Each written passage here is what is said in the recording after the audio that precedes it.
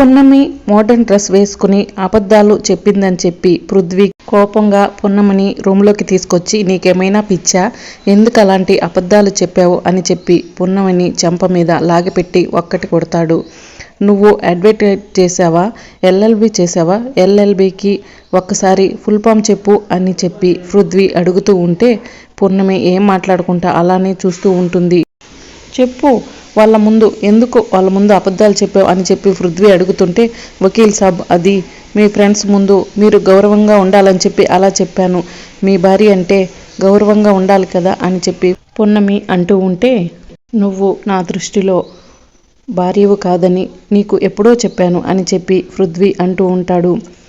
అసలు నీ ప్లాన్ ఏంటి పున్నమి, ఎందుకు ఇలాంటి డ్రెస్ వేసుకున్నావు, ఎందుకు ఇలాంటి ఐవీల్స్ వేసుకున్నావు చెప్పు, నువ్వు ఇలా రెడీ అవ్వటం ఇదంతా కూడా నీ ప్లానే కదా, నువ్వు ఎందుకు మా ఇంటికి వచ్చావు చెప్పు పున్నమి అని చెప్పి పృథ్వీ అంటూ ఉంటాడు. ఆ విషయం అడగాల్సింది పున్నమిని కాదు పృథ్వీ, మీ అమ్మని లక్ష్మిని అని చెప్పి వెనక నుంచి శివదేవ్ అంటూ ఉంటాడు. ఏంటి అంకుల్ మీరు చెప్పేది అని చెప్పి పృథ్వీ అడుగుతుంటాడు. అవును పృథ్వీ, పున్నమి రాజమహల్లో ఉన్నప్పుడు పౌరవ పట్టాన్ని కూడా రాసిచ్చాను. తాను అడ్డు పెట్టుకుని తను వేసుకోవాలనుకున్న నగలు వేసుకునేది, తను వేసుకోవాలన్న డ్రెస్సులు వేసుకునేది, ఎప్పుడు కూడా మామూలు అమ్మాయిలా ఉండేది. కానీ ఈరోజు ఎందుకు ఇలా చెప్పులు వేసుకునింది, ఎందుకు ఇలా బట్టలు వేసుకుంది అన్నది కొంచెం కూడా ఆలోచించలేకపోతున్నావు పృథ్వీ, నువ్వు లాయర్వే కదా అని చెప్పి శివదేవ్ అంటూ ఉంటాడు. ఏంటో నాకు ఇంకా కూడా అర్థం కాలేదు అంకుల్ అని చెప్పి పృథ్వీ అంటూ ఉంటే, లక్ష్మియే పున్నమిని బట్టలు వేసుకోమని చెప్పింది. వచ్చిన గెస్టుల ముందు గౌరవంగా ఉంటుంది, పృథ్వీకి తగిన అమ్మాయివి, అందుకే ఇవి వేసుకో, కానీ ఇవి నేను ఇచ్చినట్టు పృథ్వీకి చెప్పొద్దని మీ అమ్మ పున్నమి దగ్గర మాట తీసుకునింది. అందుకే నువ్వు కొట్టినా ఇంతలా అడుగుతున్నా కూడా పున్నమి నోట్లో నుంచి మాట కూడా రావటం లేదు. నేను చూసుండకపోతే గనక ఈ విషయం పున్నమి ఎప్పటికీ చెప్పేది కాదు పృథ్వీ, తన మనసులోనే ఉంచుకునేది, నీతో మాటలైనా పడేది కానీ అని చెప్పి శివదేవ్ చెబుతూ ఉంటాడు. ఇంకా ఆలోచిస్తున్నావు ఏంటి పృథ్వీ, నేను చెప్పింది నిజమో అబద్ధమో నువ్వే వెళ్ళి లక్ష్మిని అడుగుపో అని చెప్పి శివదేవ్ చెప్పడంతో పృథ్వీ కోపంగా కిందకు వెళ్తాడు.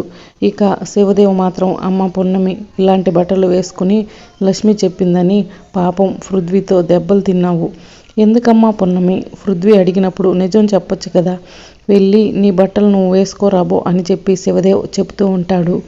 ఇక పృథ్వీ కిందకి వెళ్ళగానే తన ఫ్రెండ్స్ అందరూ కూడా, ఏంటి పృథ్వీ, నీ వైఫ్ని పార్టీలో ఉండనివ్వకుండా రూమ్లోకి తీసుకెళ్ళావు అని ఫ్రెండ్స్ అందరూ అడుగుతూ ఉంటే, ఇంతలో ఇంకొక ఫ్రెండ్, వాళ్ళ పర్సనల్స్ వాళ్ళకు ఉంటాయి, ఎందుకు వాడిని అంతలా అడుగుతున్నారు అని చెప్పి అంటూ ఉంటాడు. ఇక వాళ్ళల్లో ఇంకొక ఫ్రెండ్, సిస్టరు ఎల్ఎల్బి ఎక్కడ చేసిందో అడిగేవాళ్ళం కదా అని చెప్పి అనడంతో ఇక వచ్చిన గెస్టులందరూ కూడా నవ్వుతూ ఉంటారు. అమ్మ నీతో మాట్లాడాలి, ఒక్కసారి పక్కకు వస్తావా అని చెప్పి పృథ్వీ అనడంతో లక్ష్మి పక్కకు వెళ్తుంది. ఏంటి పృథ్వీ, అంతమంది గెస్టులు ఉంటే వాళ్ళ ముందు నన్ను పక్కకు పిలవడం కరెక్టేనా అని చెప్పి లక్ష్మి అంటూ ఉంటే, అమ్మ నేను నిన్ను ఒక విషయం అడుగుతాను, సూటిగా చెప్తావా అని చెప్పి పృథ్వీ అనగానే, కొంపదీసి ఆ పని పిల్ల పున్నమి పృథ్వీకి జరిగిన విషయం అంతా చెప్పిందా ఏంటి అని లక్ష్మి మనసులో అనుకుంటూ ఉంటుంది. ఏంటో చెప్పు పృథ్వీ అని చెప్పి లక్ష్మి అనటంతో, అమ్మ పున్నమికి ఆ హై హీల్స్ ఆ బట్టలు ఇచ్చింది నువ్వేనా అని చెప్పి పృథ్వీ అడుగుతూ ఉంటే, నేను కాదు పృథ్వీ అని చెప్పి లక్ష్మి చెప్తూ ఉంటుంది. నిజం చెప్పమ్మా, పున్నమి ఎక్కడికి వెళ్ళదు, హై హీల్ తెచ్చుకోవడానికి ఛాన్సే లేదు అని చెప్పి పృథ్వీ అనడంతో, అవును పృథ్వీ నేనే ఇచ్చాను, నీ గురించే ఆలోచిస్తూ ఇచ్చాను, వచ్చిన గెస్టులందరూ కూడా మీ కోడలు ఏం చదువుకుంది, ఏం చేస్తుంది అని చెప్పి అడుగుతూ ఉంటే నాకు చిన్నతనం అనిపించింది, అంతేకాదు నీ ఫ్రెండ్స్ అందరి ముందు నీ పరువు పోతుందని ఆ పున్నమికి అవన్నీ ఇచ్చాను అని చెప్పి లక్ష్మి అంటూ ఉంటే, పున్నమిని నేను భారీగానే యాక్సెప్ట్ చేయలేదు, అలాంటిది పున్నమికి అవన్నీ ఇచ్చి అర్థం ఏంటమ్మా అని చెప్పి పృథ్వీ అంటూ ఉంటాడు. ఆ పున్నమిని అంతలా రెడీ చేసి కూడా ఉపయోగం లేకుండా పోయింది పృథ్వీ, ఆ చెప్పులతో నడవలేక నీ పరువు మా పరువు అంతా కూడా తీసేసింది అని చెప్పి లక్ష్మి అంటూ ఉంటుంది. అయినా సరే అమ్మా, నీదే తప్పని నేను అంటాను. నువ్వు ఒక్క మాట నాతో చెప్పుండాల్సింది అని చెప్పి పృథ్వీ అంటూ ఉంటాడు. సరేలే పృథ్వీ, ఈసారి ఏం చేసినా కూడా నీకు ఒకసారి చెప్తానులే అని చెప్పి లక్ష్మి అంటూ ఉంటుంది.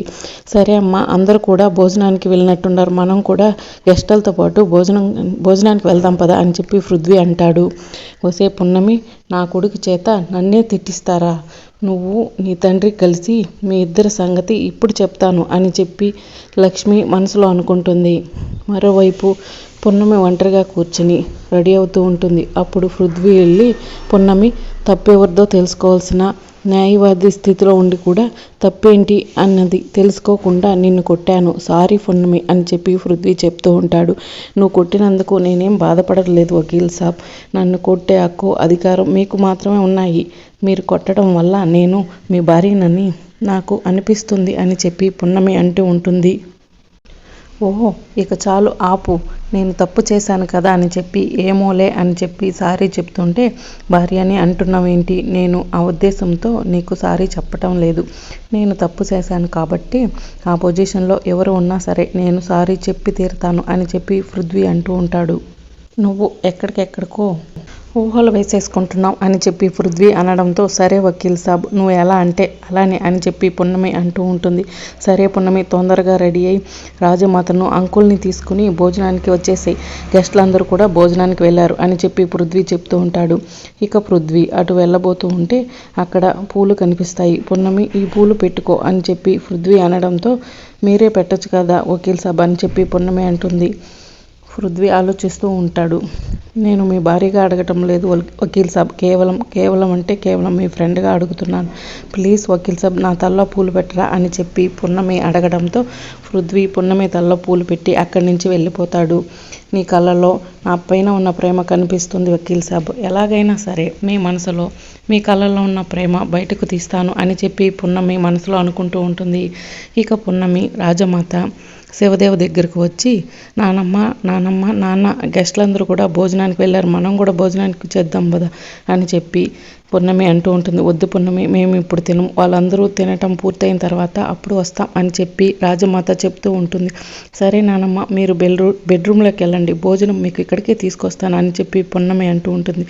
పున్నమి ఇక భోజనం తీసుకురావడానికి వెళ్ళడంతో లక్ష్మి వచ్చి, ఏంటి పున్నమి, వీళ్ళకు భోజనం తీసుకొచ్చి పెడతావా? వీళ్ళకు కడుపు నిండా నేను తినిపిస్తాను కదా అని చెప్పి లక్ష్మి మనసులో అనుకుంటుంది.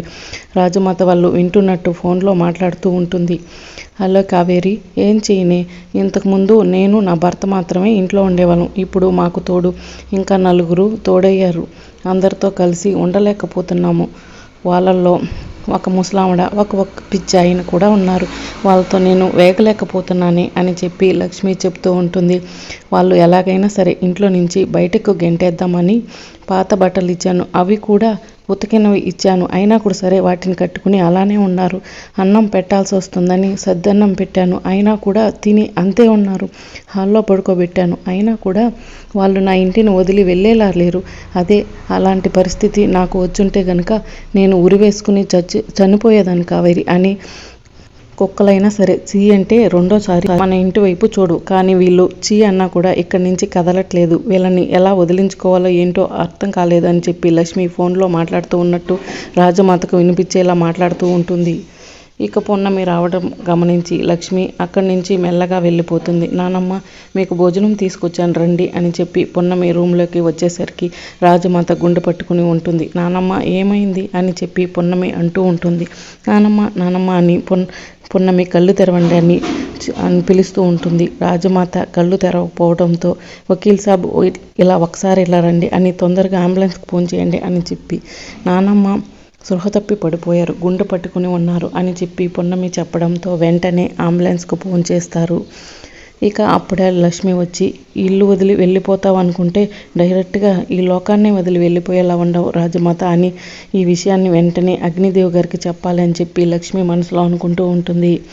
అగ్నిదేవ్ గారు గుడ్ న్యూస్ అని చెప్పి లక్ష్మి చెప్పడంతో, అప్పుడేనా అని చెప్పి అగ్నిదేవ్ అడుగుతూ ఉంటాడు. అవును, మీ పెద్దమ్మ ఈ లోకాన్ని వదిలే వెళ్ళిపోబోతుందని చెప్పి లక్ష్మి చెప్పడంతో, పెద్దమ్మ చనిపోతే మనకు అడ్డు అంటూ ఉండదు లక్ష్మి, అందుకే పెద్దమ్మ చనిపోయిందనే శుభవార్త నాకు చెప్పాలి అని చెప్పి అగ్నిదేవ్ అంటూ ఉంటాడు. అంతేకాదు ఇప్పుడు హాస్పిటల్కి నువ్వు కూడా వెళ్ళు, ట్రీట్మెంట్కి అవసరమైన డబ్బులు 1 రూపాయి కూడా ఇవ్వద్దు అని చెప్పి అగ్నిదేవ్ అంటూ లక్ష్మికి చెప్తూ ఉంటాడు. సరే నేను కూడా హాస్పిటల్కి వెళ్తాను అని చెప్పి లక్ష్మి ఫోన్ కట్ చేస్తుంది. ఇక రాజమాతను హాస్పిటల్కి తీసుకెళ్ళి హాస్పిటల్లో అడ్మిట్ చేస్తారు శివదేవ్. రాజమాతను చూసి పృథ్వీకి అమ్మకి ఏమవుదా, అమ్మ ఎప్పుడు కూడా అలా చూడలేదు, చెప్పు పృథ్వీ అని చెప్పి అడుగుతూ ఉంటాడు. నాన్నమ్మకు ఏం కాదు, మీరు కంగారు పడకండి, టెన్షన్ పడకండి అని చెప్పి పున్నమి చెప్తూ ఉంటుంది. మరి రాబోయే ఎపిసోడ్లో ఏం జరుగుతుందో తెలుసుకోవాలంటే మా ఛానల్ని సబ్స్క్రైబ్ చేసుకోండి.